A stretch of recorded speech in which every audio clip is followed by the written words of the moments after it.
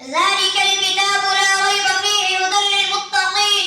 وقال النبي صلى الله عليه وسلم خيركم من تعلم القرآن وعلمه. صدق اللہ العظیم. محترم سامعین مکرم، اساتذہ کرام، مہمانان اعظام اور میرے پیارے بھائیوں، السلام علیکم ورحمۃ اللہ وبرکاتہ. آج کی اس پربار پررونق بزم میں میری تقریر کا عنوان فضیلت قرآن پاک ہے.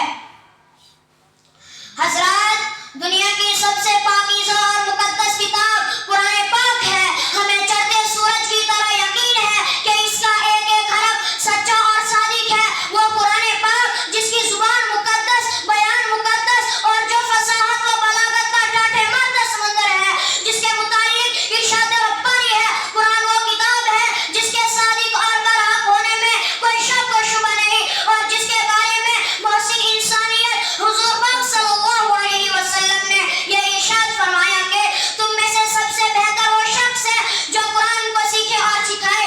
دعا کیجئے کہ خداوند قدوس ہم سب کو قرآن پاک کی دولت سے مالا مال فرمائے. محترم حضرات، قرآن پاک رب ذوالجلال کی طرف سے عطا کردہ وہ حسین تحفہ ہے کہ جس نے 23 برس کی قلیل مدت میں پورے عالم میں وہ انقلاب برپا کر دیا کہ بڑے سے بڑے فصحا، بلاغا، ادبا اور شعراء حیران و پریشان رہ گئے، جن کی آیتوں کو سن کر پتھر دل منہ ہو گئے.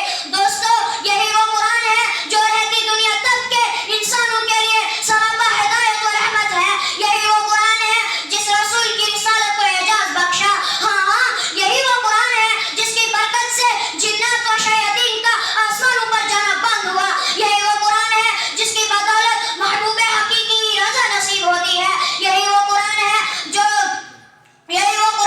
جو سچائی اور امانت داری کا درس دیتا ہے. یہی وہ قرآن ہے جس کی بدولت عمر فاروق رضی اللہ تعالی عنہ کو ایمان نصیب ہوا. یہی وہ قرآن ہے جس کی نظیر پیش کرنے سے ساری دنیا عاجز و تاثر رہی. یہی وہ قرآن ہے جس نے ضلالت و گمراہی کی دلدل میں پھنسی ہوئی انسانیت کو رشد و ہدایت کا پیغام سنایا. یہی وہ قرآن ہے جس کی حفاظت کا وعدہ خود خالق کائنات نے فرمایا. یہی وہ قرآن ہے جس کی برکت سے اجڑے چمن میں بہار پیدا ہوئی. محترم حضرات، آج کے اس نازک دور میں حفظ کلام پاک کو فضول سمجھا جاتا ہے. اس کے الفاظ رٹنے کو حماقت بتلایا جاتا ہے. کہا جاتا ہے کہ اس کا رٹنا اور بے سمجھے پڑھنا بے سود ہے. افسوس، صد افسوس اس قرآن پاک کے بارے میں ہمارے یہ خیال کے جس کے بارے میں شہنشاہ بطحہ جناب محمد رسول اللہ صلی اللہ علیہ وسلم نے یہ ارشاد فرمایا، قیامت کے دن حافظ قرآن سے کہا جائے گا قرآن پڑھتا جا اور جنت کے درجوں پر چڑھتا جا اور ٹھہر ٹھہر کر پڑھ جیسے کہ تو دنیا میں ٹھہر ٹھہر کر پڑھتا تھا. بس تیرا مقام وہی ہوگا جہاں آپ آیت پر پہنچے. یاد رکھو، یہ قرآن دنیا کی سب سے بڑی نعمت ہے. یہ زمین و آسمان، چاند و سورج کوئی اس نعمت کا مقابلہ نہیں کر سکتے. یہ قرآن رب کائنات کا مقدس اور عظیم کلام ہے. اور کیوں نہ ہو، جبکہ اس کا اتارنے والا امین، جس کے ذریعے اتارا گیا وہ بھی امین، جس ذات پر اتارا گیا وہ بھی امین، جس مقام پر نازل ہوا وہ بھی امین، جس مہینے میں نازل ہوا وہ تمام مہینوں سے افضل، اور جس رات میں نازل ہوا وہ 1000 مہینوں سے بہتر ہے.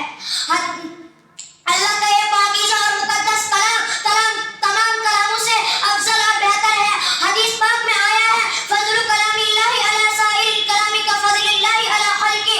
اللہ کے کلاموں کو سب کلاموں پر ایسی ہی فضیلت ہے جیسے کہ خود حق تعالی شانہ کو تمام مخلوق پر اللہ کا دلارا اور خدا کا پیارا نبی ارشاد فرماتا ہے، جس نے قرآن پڑھا اور اس پر عمل کیا، کل قیامت کے دن اس کے والدین کو سورج سے بھی زیادہ روشن تاج پہنایا جائے گا.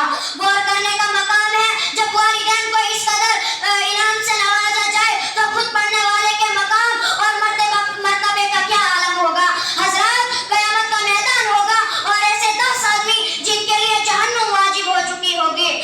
حافظ قرآن اپنی رب کے بارگاہ میں سفارش کرے گا، پروردگار عالم اس کی سفارش قبول کرے گا اور ان کو اس حافظ قرآن کی برکت سے نجات عطا ہوگی. آخر میں اپنی تقریر کو اس شعر کے ساتھ ختم کرتا ہوں.